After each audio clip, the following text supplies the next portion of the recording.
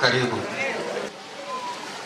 Tunafika muda wa kusikiliza mafundisho. Kwa hiyo sote tuwe wima, tuende na wimbo wa sifa na mabudu. Tunaalika wahusika. Karibu. Msalaba wa Yesu, msalaba umeniokoa dhambi. Haleluya. Msalaba wa Yesu, msalaba umeniokoa dhambi. Haleluya. Msalaba wa Yesu, msalaba umeniokoa dhambi. Haleluya. Msalaba wa Yesu, msalaba umeniokoa dhambi. Haleluya. Msalaba wa Yesu, msalaba umeniokoa dhambi. Haleluya. Msalaba wa Yesu, msalaba umeniokoa dhambi. Haleluya. Msalaba wa Yesu, msalaba umeniokoa dhambi. Haleluya. Msalaba wa Yesu, msalaba umeniokoa dhambi. Haleluya.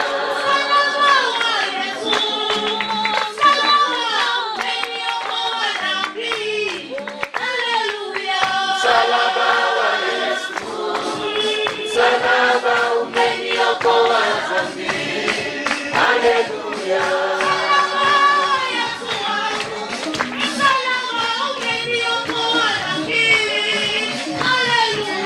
Msalaba wa Yesu, msalaba umeniokoa dhambi. Haleluya.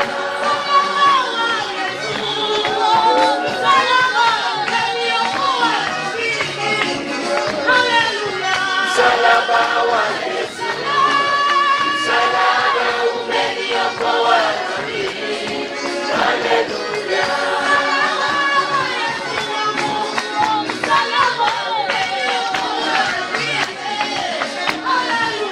Msalaba wa Yesu, msalaba umeniokoa dhambi. Haleluya.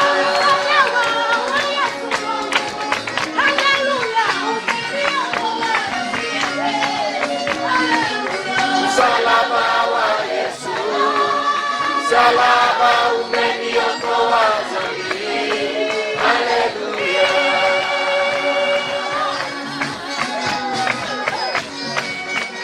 Msalaba wa Yesu, msalaba umeniokoa dhambi. Haleluya.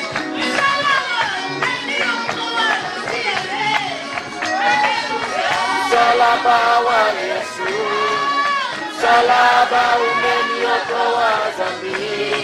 Haleluya.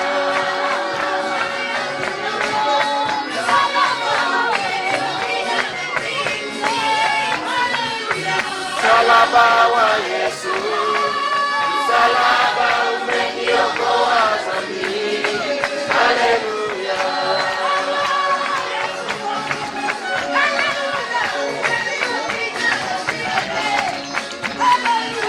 Msalaba wa Yesu, msalaba umeniokoa dhambi. Haleluya.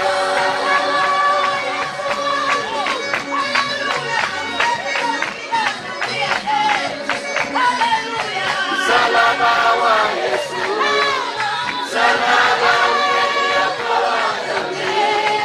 Haleluya.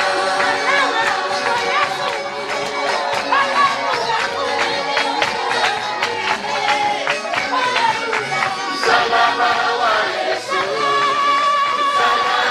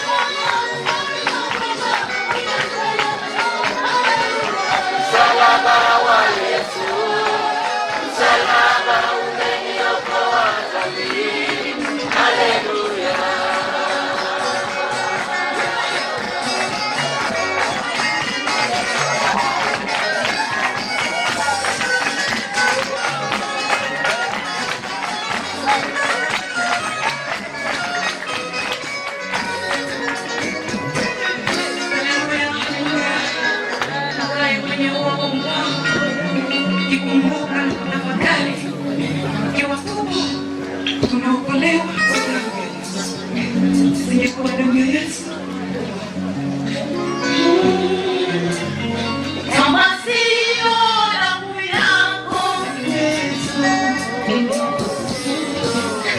sio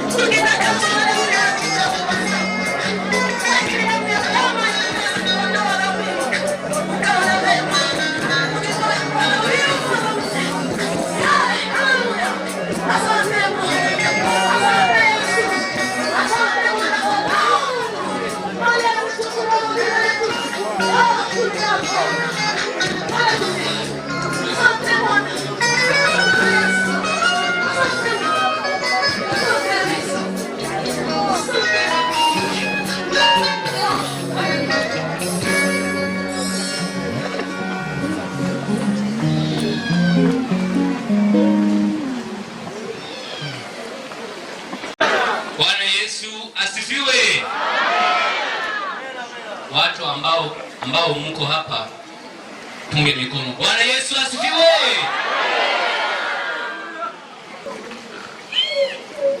Jana tulikuwa na mwalimu mzuri ambaye ametufundisha vitu vingi. Alitufundisha kuhusu maandalizi ya Pasaka. Akatufundisha na masharti ya Pasaka na umuhimu wa kuandaa Pasaka. Bwana Yesu asifiwe. Na leo somo letu tunaenda kujifunza matunda ya msalaba. Bwana Yesu asifiwe. Amen. Na hayo matunda ya msalaba tutaona aina ya misalaba na maana yake. Tena tutakuja kumalizia na hiyo ya matunda ya msalaba, ndo teme yetu ya siku ya leo. Bwana Yesu asifiwe. Mimi ni mwalimu wa siku ya leo, lakini nyinyi wanafunzi tutachangia mawazo. Mwalimu akiwa anafundisha somo lake kuna introduction, yani utangulizi. Kwenye somo lake kuna baadhi ya vitu anaweza akauliza nini wanafunzi, wanamjibu kabla ya nini ya somo. Najua walimu ambao mko mahali hapa hiyo mnajifahamu, si kweli? Na mimi tumesikia kwamba somo letu ni matunda ya msalaba, na tena tutakuja kuona maana ya msalaba. Bwana Yesu asifiwe.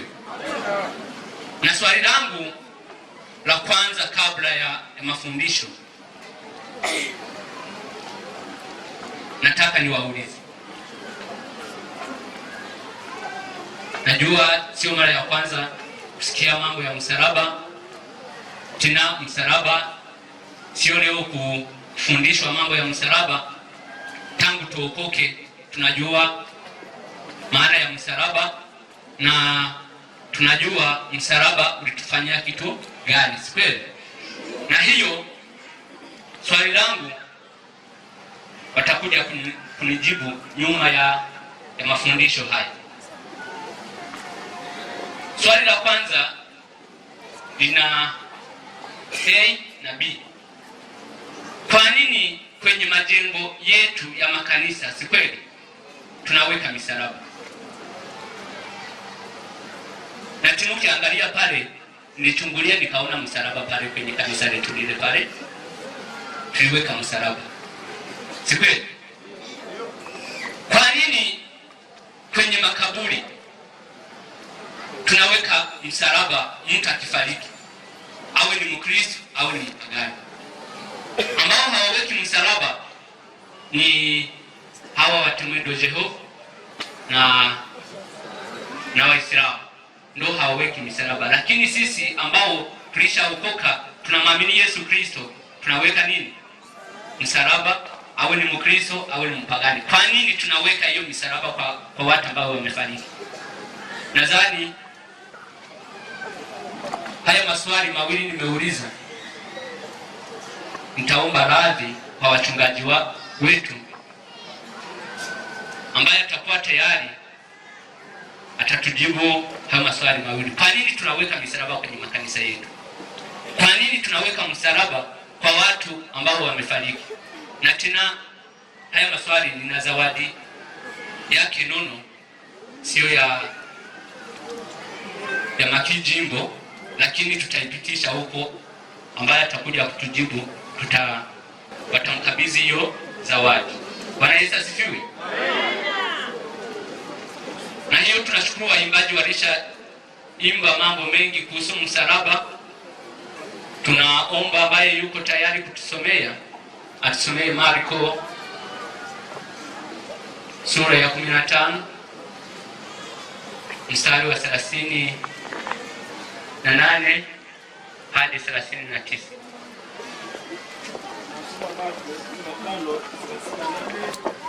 Hadi 39. Marko 15:38 hadi 39. Pazia la hekalu likapasuka vipande viwili toka juu hata chini. Basi yule akida aliyesimama hapo akimwelekea, alipoona ya kuwa alikata roho jinsi hii, akasema, hakika mtu huyu alikuwa mwana wa Mungu. Amen. Amen. Bwana Yesu asifiwe. Hii ilikuwa ni saa 6 pale Yesu alipokuwa wapi? Msalabani. Na pazia la hekalu likapasuka vipande vingapi? Viwili. Na tena tunaanza na moja, aina za misalaba. Bwana Yesu asifiwe. Wakati Yesu alipouawa kwa kupigiliwa misumari kwenye msalaba wa mbao, watu wabaya walifikiri alikuwa tu wanamuua mtu ambaye alikuwa anasumbua njia yao ya maisha. Hawakutambua kwamba msalaba ulikuwa umepangwa na Mungu tangu msingi ya ulimwengu. Bwana Yesu asifiwe. Pale walipomuua Yesu, watu wengi walidhani ya kwamba amekufa. Alikuwa anazuia njia zao.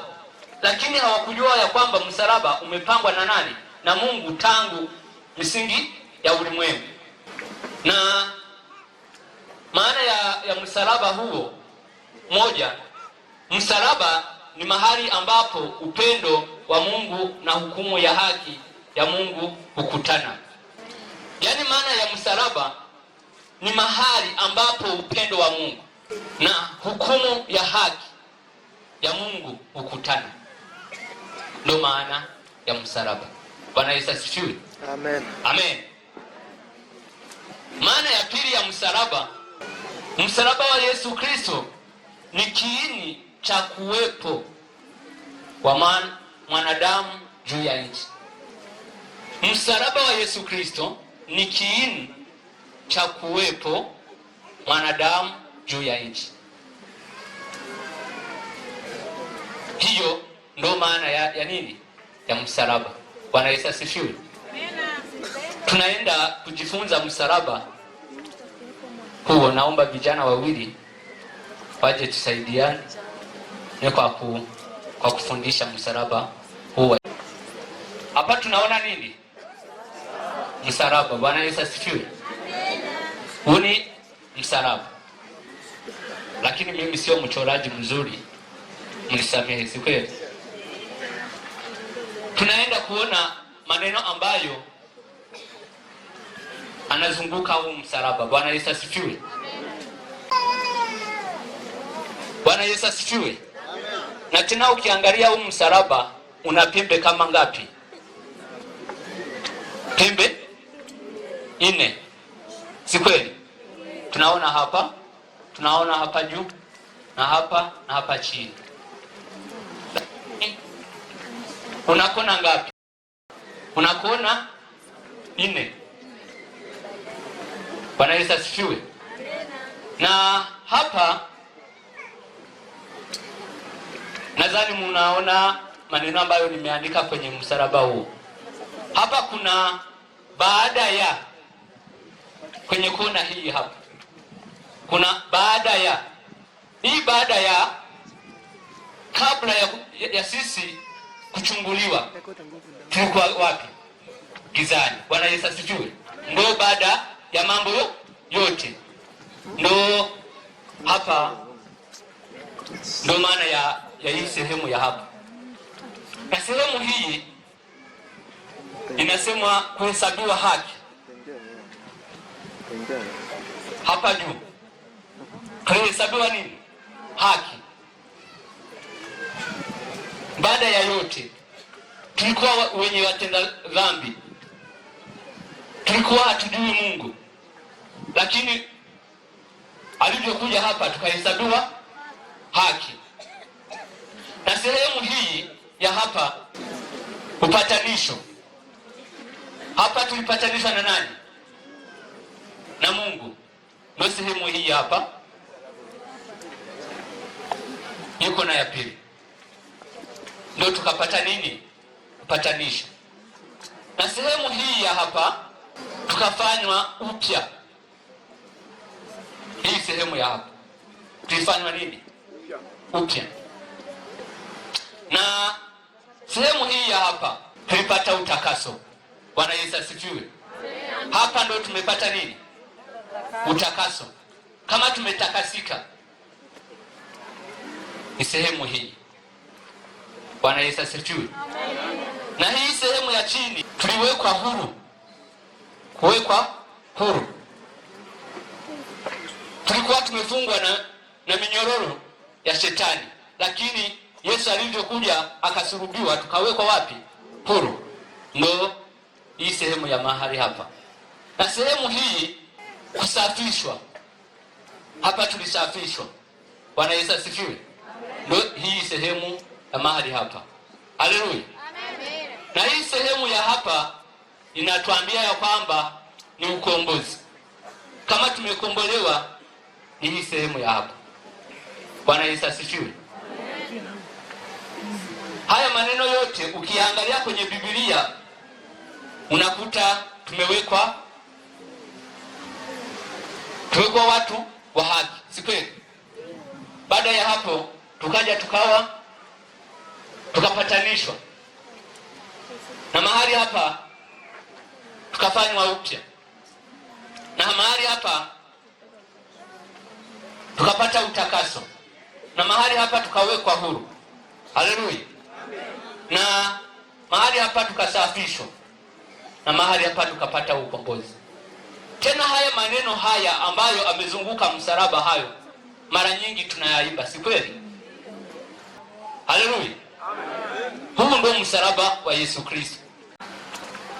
Msalaba huu wa Yesu ndio maana yake ni hayo maneno mangapi? 8. Baada ya yote tulihesabiwa kuwa haki, tukapata upatanisho, tukafanywa upya, utakaso, kuweka huru, kusafishwa na ukombozi. Bwana Yesu asifiwe. Tunaweza tukajiuliza tu msalaba ni huo? Bwana Yesu asifiwe. Tena tukiangalia misalaba ni mingi, si kweli? Ndio maana nimeuliza mbona hata tunaweka kwenye makanisa yetu misalaba, hata kwa watu ambao wamekufa ni misalaba, si kweli? Na kwenye Agano la Kale kulionekana msalaba, si kweli? Wana wa Israeli walivyokuwa njiani kwenye mlima wa Hori wakaanza kunungunika. Wakamnungunikia nani? Mungu na Musa. Wakaanza kumwambia, mlitutoa Misri, mlivyotoa Misri tumekosa chakula, hapa tunakufa na njaa. Mungu akakasirika. Mungu akatuma nyoka zikaanza kuuma nini? Watu. Bwana Yesu asifiwe. Na Mungu akamwambia Musa atengeneze nyoka ya shaba. Alivyotengeneza nyoka ya shaba akamwambia iweke wapi? Kwenye mti. Huo ilikuwa ni nini? Ni msalaba. Bwana Yesu asifiwe. Ndio maana ukiangalia watemwedo Jehova, msalaba huo wao wanaonyesha Bwana Yesu Kristo amesulubiwa kwenye mti, sio kama msalaba huu ambao tunauona. Haleluya. Haleluya. Ndio maana wao walichukua ile alama ya nyoka ya nini? Ya shaba. Tusomee hapo Hesabu 21 mstari wa 8 hadi 9. Hesabu 21 8 hadi 9. Bwana akamwambia Musa, jifanyie nyoka ya shaba, ukaiweke juu ya mti, na itakuwa kila mtu aliyeumwa aitazamapo ataishi. Musa akafanya nyoka ya shaba, akaiweka juu ya mti, hata ikiwa nyoka amemuma mtu, alipoitazama ile nyoka ya shaba akaishi. Bwana Yesu asifiwe.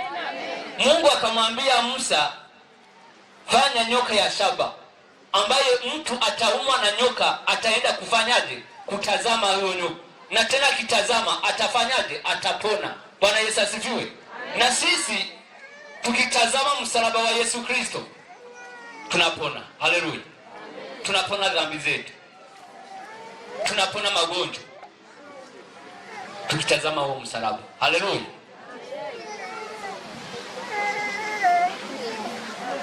Tusomee na hapo tuone kwamba hii nyoka ya shaba ilikuwa inaashiria nini.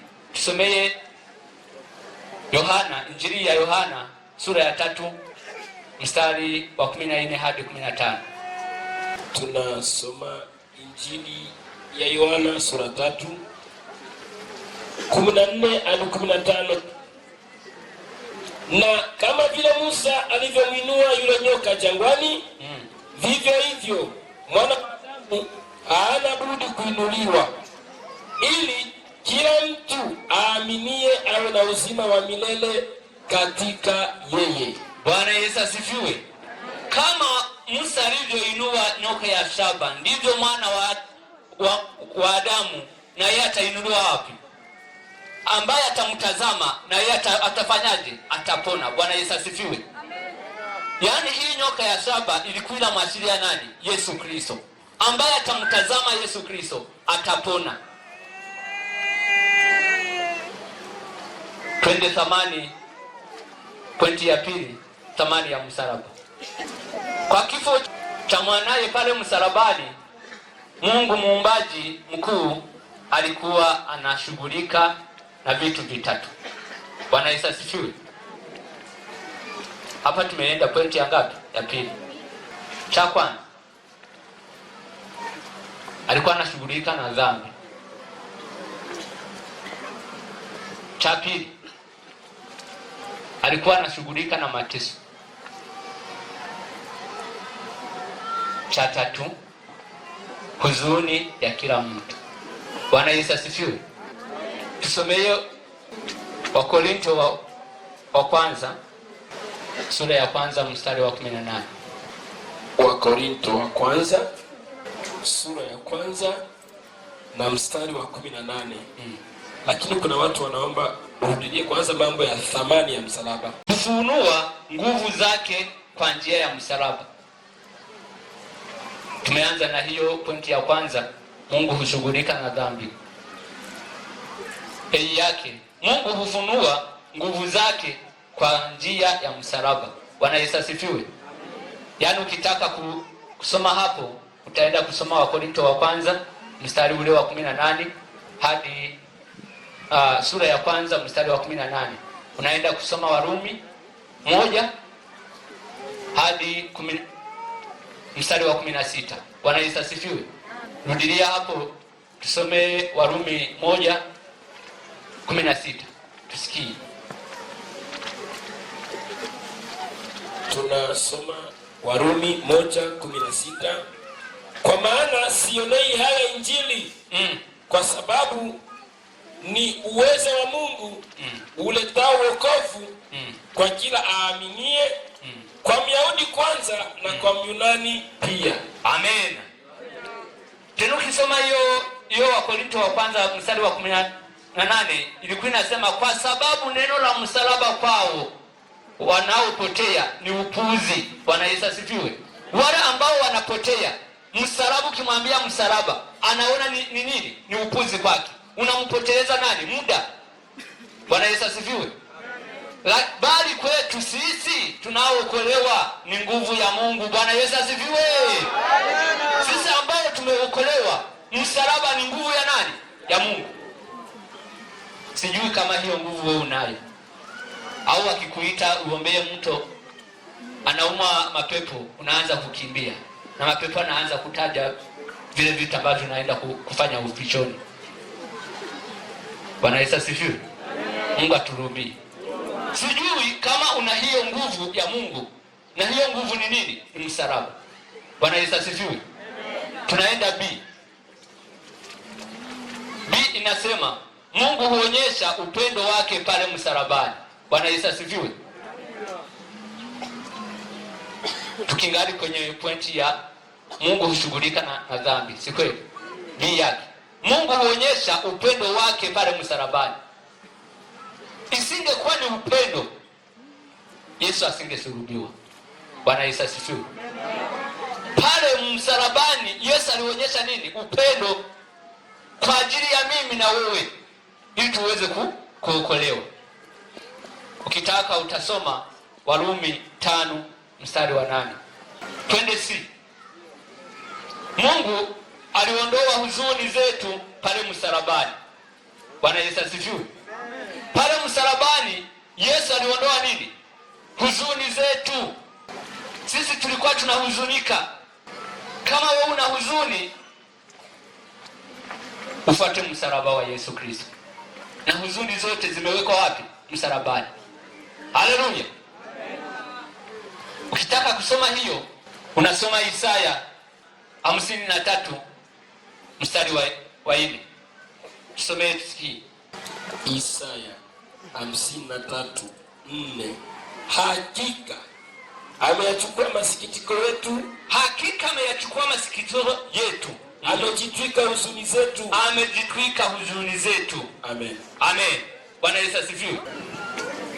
Kama una huzuni, Yesu alishaitoa pale msalabani. Bwana Yesu asifiwe. Amen. Kinachobaki ni kumwendea tu, namwambia nina huzuni ya hiki na hiki na hiki. Twende D. D inasema Yesu alichukua adhabu ya dhambi zetu pale msalabani.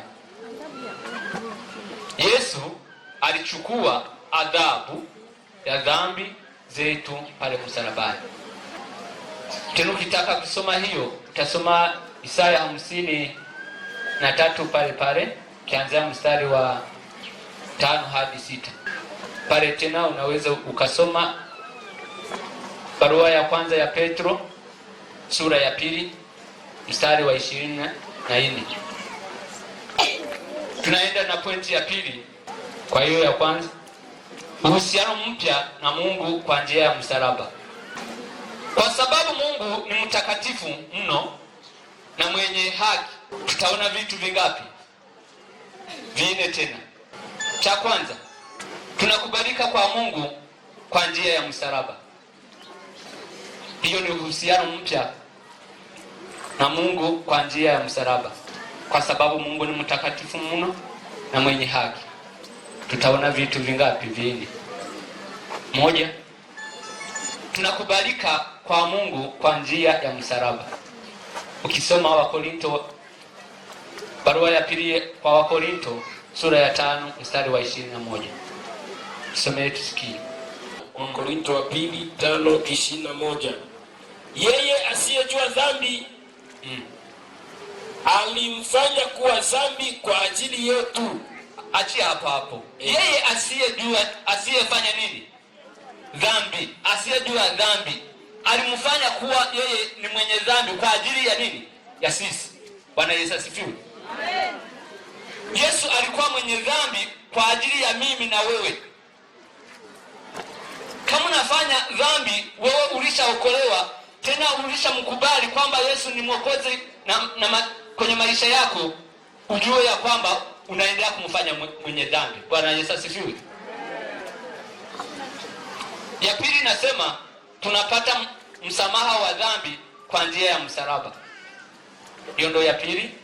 Tunapata msamaha wa dhambi kwa njia ya msalaba. Tukisoma Kolosai 1 mstari wa 13 hadi wa 14. Wakolosai 1:13-14. Naye alituokoa katika nguvu za giza, akatuhamisha na kutuingiza katika ufalme wa mwana wa pendo lake, ambaye katika yeye tuna ukombozi, yaani msamaha wa dhambi. Amen. Amen. Bwana Yesu asifiwe. Alituokoa tukiwa wapi? Gizani. Tulikuwa tuna nuru. Bwana Yesu asifiwe. Tulikuwa kwenye giza, kwenye dhambi, akatutoa pale, akatuweka kwenye ufalme wake. Bwana Yesu asifiwe. Kama ulisha tolewa huko gizani, unaletwa kwenye ufalme wa Mungu kama huu. Tunakusanyika hapa. Kwa nini uendelee kuiba? Kwa nini uendelee kuzini? Kwa nini uendelee kuroga? Kwa nini uendelee kufanya mabaya? Na wakati ulishatolewa huko, unaendelea kumfanya Yesu kuwa mwenye nini? Mwenye dhambi. Bwana Yesu asifiwe. Twende ya tatu. Tunakuwa washirika wa familia ya Mungu kwa njia ya msalaba. Haleluya. Haleluya. Tunakuwa wenye washirika wa familia ya Mungu. Bwana Yesu asifiwe. Kwa njia ya nini? Ya msalaba. Sijui na wewe uko kwenye familia ya Mungu. Ambao tuko kwenye familia ya Mungu, tupunge mikono hivi. Haleluya. Kuna wengine hawamo, hata hawapunge mkono. Leo tunakuita uje kujiunga kuwa mwenye familia ya nani? Ya Mungu. Kwa sababu tumekuwa wenye familia ya Mungu kupitia msalaba. Msalaba huo umetuunganisha na nani? Na Mungu. Msalaba huo tumekuwa watoto wa nani? Wa Mungu. Ukitaka kujua hayo kwamba tuko kwenye familia ya Mungu, unasoma Wahebrayo sura ya pili mstari wa 11 hadi wa 12. Soma tusikie. Soma ya Mmeanza kunungunika, sijui nimekawili. Waebrania sura ya pili, wamefurahia tu Waebrania. Waebrania sura ya pili mstari wa 11. Waebrania sura ya pili mstari wa 11 hadi 12. Maana yeye atakasaye na hao wanaotakaswa wote pia watoka kwa mmoja. Kwa ajili hii haoni haya kuwaita ndugu zake. Bwana Yesu asifiwe. Sasa 12 hiyo. 12 inasema akisema, nitalihubiri jina lako kwa ndugu zangu. Katikati ya kanisa nitakuimbia sifa. Amen, amen. Amen. Nitakuhubiri katikati ya familia yangu. Bwana Yesu asifiwe. Sijui kama wewe unaweza kuhubiri hata nyumbani mwako. Hatunakuta watoto wa watu waliookoka kwa sababu wamelelewa kidini. Unakuta mtoto hajaokoka. Bwana Yesu asifiwe. Usipokuwa karibu na mtoto, ataendea hivyo. Hana wokovu tu. Sione kesho mtoto anageuka nafanya mambo tofauti, wataanza kusema ule ni mtoto wa mchungaji. Wewe hukuwa karibu na mtoto. Kwa sababu gani? Yeye hajaokoka. Bwana Yesu asifiwe. Ndio maana hilo neno linatuambia ya kwamba lazima tuhubiri wapi? Kanisani. Bwana Yesu asifiwe. Tuhubiri pale kwenye familia zetu kupitia njia ya nini? Ya msalaba. Haleluya. Tunaenda ya hivi. Kitaka hiyo tena, kwa hiyo ya tatu unaweza kusoma Injili ya Yohana 1 hadi mstari wa 12. Unaweza kaongeza hapo. Twende ya hivi. Ya ine inasema hivi, vizuizi vya kitaifa vinavunjwa kwa njia ya msalaba. Bwana Yesu asifiwe. Vizuizi vya kitaifa vinavunjwa kwa njia ya msalaba. Ukisoma Waefeso sura ya pili mstari wa 13 hadi mstari wa 16. Soma tusikie. Tunasoma Efeso 2:13. Maandiko yanasema, lakini sasa katika Kristo Yesu ninyi mliokuwa mbali hapo kwanza mmekuwa karibu kwa damu yake Kristo. Kwa maana yeye ndiye amani yetu, aliyetufanya sisi sote tuliokuwa wawili kuwa mmoja, akakibomoa kiambaza cha kati kilichotutenga. Amen. Amen. Bwana Yesu asifiwe. Kwenye uhusiano mpya na Mungu kwa njia ya msalaba tumeona vitu vingapi? Vili. Cha kwanza, tunakubalika kwa Mungu kwa njia ya msalaba. Pili, tunapata msamaha wa dhambi kwa njia ya msalaba. Tatu, tunakuwa washirika wa familia ya Mungu kwa njia ya msalaba. 4, vizuizi vya kitaifa vinavunjwa kwa njia ya msalaba. Twende pointi ya mwisho ambayo inasema matunda ya msalaba wa Yesu Kristo. Bwana Yesu asifiwe.